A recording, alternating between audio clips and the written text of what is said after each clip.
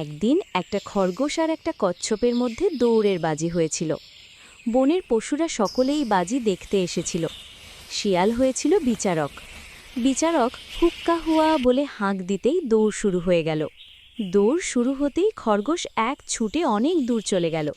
কচ্ছপ বুকে ভর দিয়ে থপখাপ করে চলতে লাগল। অনেক দূর দৌড়ে গিয়ে খরগোশ থামল। সে মনে মনে বলল, কচ্ছপ অনেক পিছনে পড়ে আছে, আমি এখন একটু জিরিয়ে নিই। খরগোশ একটা বড় গাছের ছায়ায় বসে পড়ল।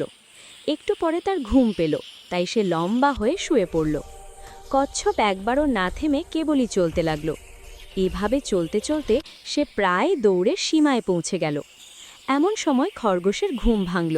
চারদিকে তাকিয়ে কচ্ছপকে দেখতে না পেয়ে খরগোশ আবার দৌড়াতে লাগল। কিন্তু ততক্ষণে কচ্ছপ শেষ সীমায় পৌঁছে গিয়েছে। খরগোশ তাই দৌড়ের বাজিতে কচ্ছপের কাছে হেরে গেল।